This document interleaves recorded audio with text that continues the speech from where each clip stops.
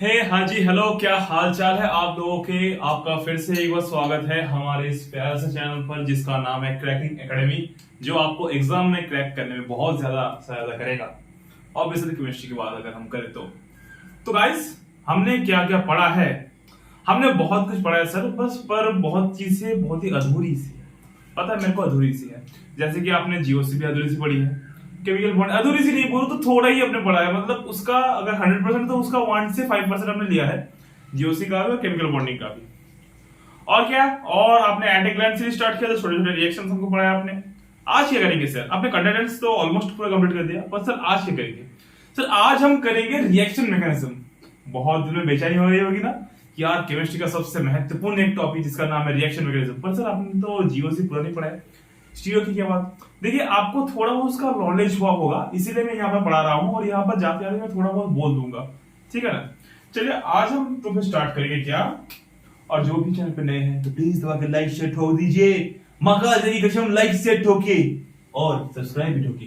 तो सर आज हम क्या पढ़ेंगे, आज से हम पढ़ेंगे हमारा रिएक्शन मैकेनिज्म। क्या पढ़ेंगे सर, रिएक्शन मैकेनिज्म।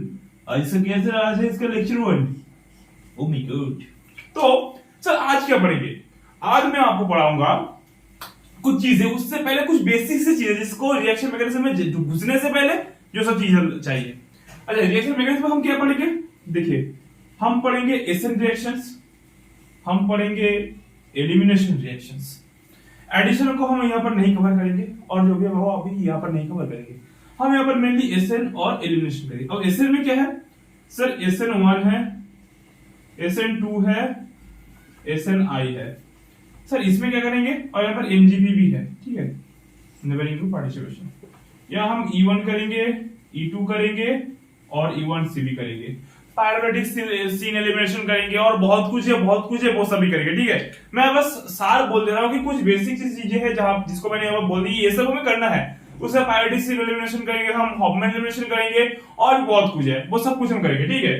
तो इसको भी मिटा देते हैं, इसको भी मिटा देते हैं। इसकी चर्चा अभी हम नहीं कर रहे हैं, ठीक है, इसकी चर्चा अभी हम नहीं कर रहे हैं, ठीक है। हम किसी चर्चा कर रहे हैं सर, हम चर्चा कर रहे हैं कि अगर मैं आपको बोलूं कि बॉन्ड क्लीवेज होता है, ठीक है,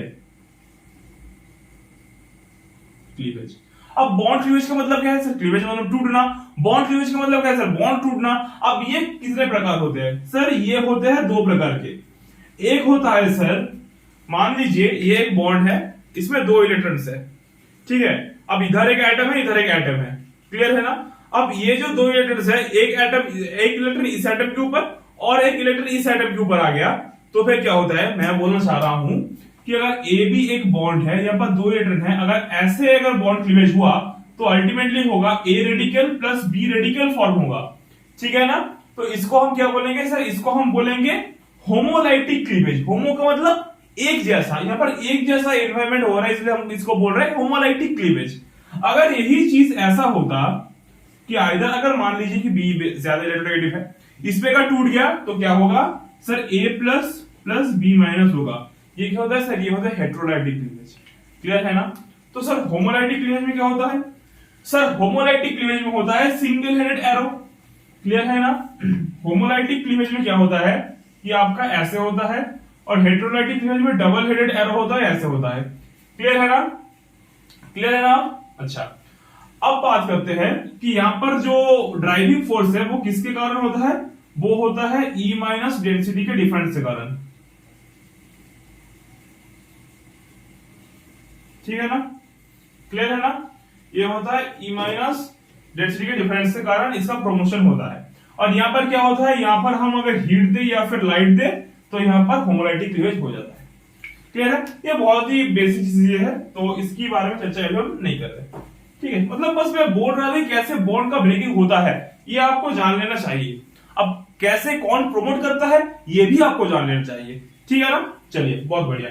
अब एक चीज देखिए, अगर एक रिएक्शन होना चाहता है तो उसको क्या क्या चाहिए, सबस्ट्रेट चाहिए। अरे भाई अगर सबस्ट्रेट नहीं हुआ तो प्रोडक्ट कहां से फॉर्म होगा, सबस्ट्रेट चाहिए। अच्छा, अब सबस्ट्रेट में क्या चाहिए, रिएजेंट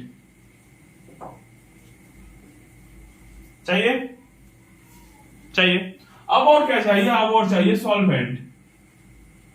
अब यहां से क्या होगा, प्रोडक्ट फॉर्मेशन होगा, ठीक है। अगर प्रोडक्ट फॉर्मेशन में ना भी लिखूं, या फिर आइदर ट्रांजिशन स्टेट होगा या फिर इंटरमीडिएट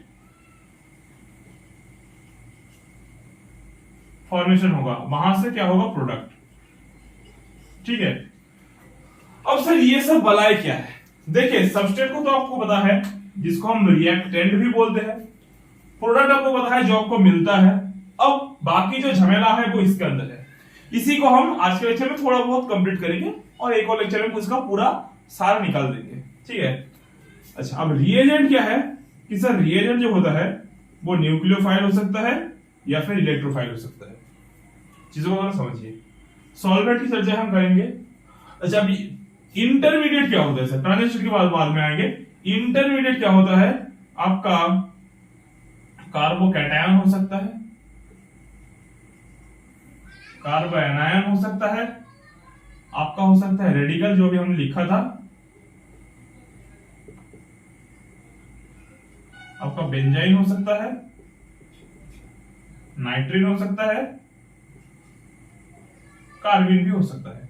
जब इंटरमीडिएट पढ़ेंगे तब हम इसको डिटेल में डिस्कशन करेंगे। और इन सब इंटरमीडिएट्स में से सबसे इंपॉर्टेंट जो है वो कार्बोकैटायन है आपके एग्जाम पॉइंट ऑफ व्यू से। इससे क्वेश्चंस भी आते हैं, इससे बहुत सारे रिएक्शंस भी हैं। रिएरेंजमेंट के बहुत सारे रिएक्शंस इससे होते हैं। ठीक है। चलिए, तो ये आपको मैंने एक बेसिक सा एक आइडिया दे दिया कि जो रिएक्शन होता है उसके अंदर सबस्ट्रेट या फिर जो रिएक्टेंट वो चाहिए होता है, उसमें रिएजेंट और सॉल्वेंट चाहिए होता है, वहां से ट्रांजिशन स्टेट या फिर इंटरमीडिएट के थ्रू वो रिएक्शन प्रोसीड होता है और आखिर में प्रोडक्ट आता है। तो प्रोडक्ट की बात तो बात छोड़ दीजिए, रिएक्टेंट या फिर सबस्ट्रेट की बात छोड़ दीजिए। रिएजेंट या तो न्यूक्लियोफाइल या फिर इलेक्ट्रोफाइल होता है, और जो सॉल्वेंट होता है उसकी बात हम अभी करेंगे थोड़ी देर बाद। और इंटरमीडिएट कार्बोकैटायन हो सकता है, कार्बो एनायन हो सकता है, रेडिकल हो सकता है, बेंजाइन हो सकता है, नाइट्रीन हो सकता है, या फिर क्या हो सकता है आपका कार्बीन। क्लियर है ना? तो इसको मैं थोड़ा मिटा देता हूं। सर मजा आ रहा है सर, रिएक्शन मैकेनिज्म में ही तो मजा है। हाँ भाई, रिएक्शन मैकेनिज्म में मजा है और ये तुम्हारी ले भी लेगी। सर क्या सब बातें कर रहे हो? हाँ, ले क्यों लेगी?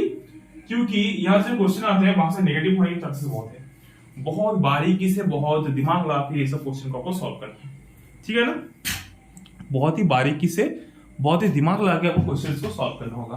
आपको क्वेश्चंस के साथ अच्छे से डील करना पड़ेगा। ठीक है। चलिए, पहले हम इलेक्ट्रोफाइल की बात करते हैं। क्या कहते हैं? इलेक्ट्रोफाइल। नाम में ही इसका काम छुपा है। इलेक्ट्रोफाइल का मतलब क्या है? देखिए एक चीज देखिए, इलेक्ट्रोफाइल का मतलब होता है इलेक्ट्रॉन लवर, इलेक्ट्रॉन से प्यार करने वाला, इलेक्ट्रॉन से प्यार करने वाला। अब इलेक्ट्रॉन के ऊपर क्या चार्ज होता है? सर इलेक्ट्रॉन के ऊपर होता है नेगेटिव चार्ज। तो ये नेगेटिव चार्ज से प्यार करने वाला आदमी है या फिर इंसान है, मान लीजिए आदमी औरत की बात छोड़ दिए। ये इलेक्ट्रोफाइल क्या है? ये है नेगेटिव चार्ज से प्यार करने वाला इंसान। अब अगर नेगेटिव चार्ज से प्यार करने वाला इंसान है तो ऑब्वियसली बात है, ये जाहिर सी बात है, इलेक्ट्रो डेफिशिएंट होगा। अब क्या सर इसका मतलब हम सिर्फ प्लस चार्ज को लेंगे? नहीं, आपका प्लस चार्ज वाला भी एक इलेक्ट्रोफाइल हो सकता है, आपका न्यूट्रल इलेक्ट्रोफाइल हो सकता है, और एक और चीज है जो पाई बॉन्डेड इलेक्ट्रोफाइल आपका हो सकता है। कौन कौन सी चीजें मैं आपको समझाता हूं। तो एक बात तो आपको जाहिर से पता लग गई, अगर ये दूसरे से इलेक्ट्रॉन लेगा, मैं बात की बात बोल रहा हूं, इसका मतलब क्या है? इसका मतलब है इलेक्ट्रॉन लवर। अब इलेक्ट्रॉन लवर का मतलब क्या है? इलेक्ट्रॉन लवर का मतलब है इलेक्ट्रॉन से प्यार करने वाला। अब इलेक्ट्रॉन से प्यार करने वाला, इलेक्ट्रॉन के ऊपर कौन सा चार्ज होता है सर? Negative charge.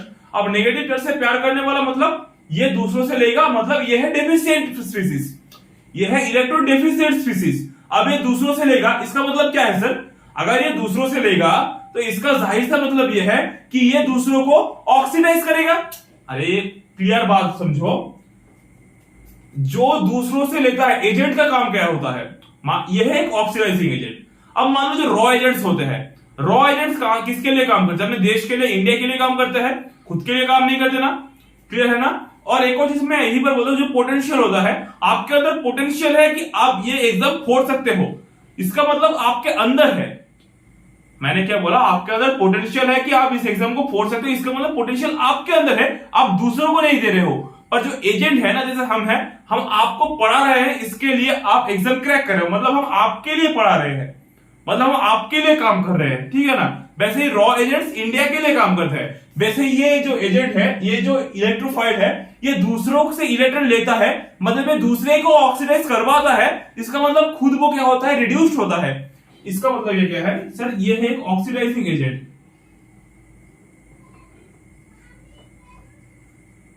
मैं इससे और अच्छा नहीं समझ सकता, मैं जितना कोशिश किया, जितना कर सकता मैं किया, ठीक है।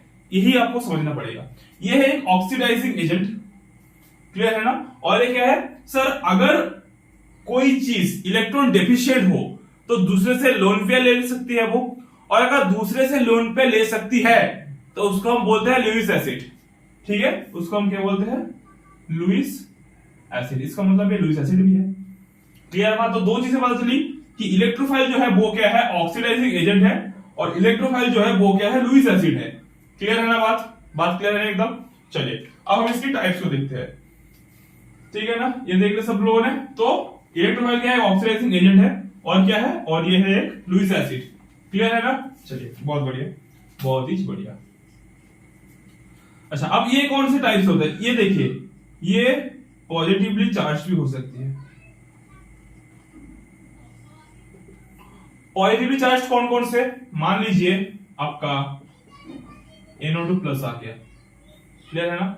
मान लीजिए आपका NO2 प्लस आ गया, मान लीजिए आपका ये आ गया, मान लीजिए आपका और क्या हो सकता है, मान लीजिए आपका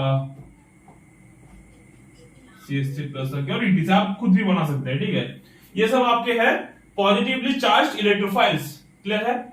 अच्छा अब क्या हो सकते हैं, अब न्यूट्रल हो सकते हैं। सर अब न्यूट्रल में क्या होता है, देखिए न्यूट्रल में जो मैंने बोला था ना कि इसका एक कैरेक्टर क्या होता है, लुईस एसिड। जो लुईस एसिड्स होते हैं ना वो न्यूट्रल होते हैं एक्चुअली। जैसे मान लीजिए Cl है, यहाँ पर दो है, यहाँ पर खाली है। देखिए दो बॉन्ड 4 बॉन्ड 2 और 6, मतलब अब भी ये 2 इलेक्ट्रॉन ले सकता है। और क्या हो सकता है, ये हो सकता है, या फिर BF3 हो सकता है, या फिर ETC, और भी जितने लुईस एसिड है सब होंगे इलेक्ट्रोफाइल्स। और एक क्या हो सकता है, और हो सकता है sir pi bonded due to, मतलब ड्यू टू पाई पोलराइजेशन। मतलब क्या है, एक मिनट,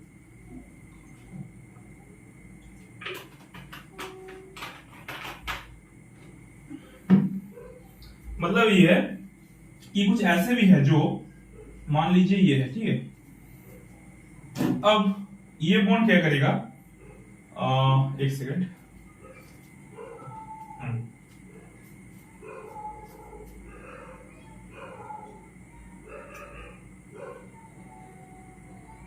हाँ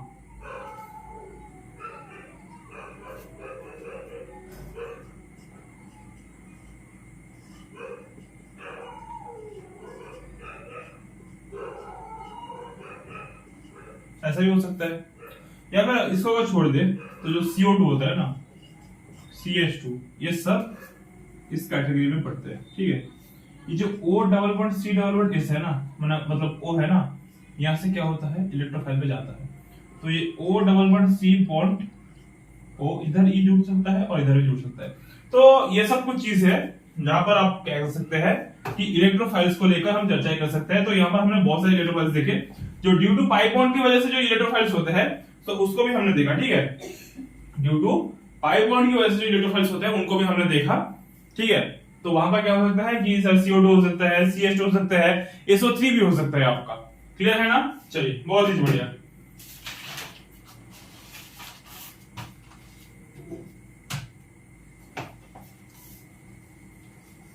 एनर्जी कम लग रहा है सर, हाँ एनर्जी थोड़ा कम है क्योंकि आज अभी तक कुछ खाना पीना नहीं किया है ना, इसलिए एनर्जी कम है।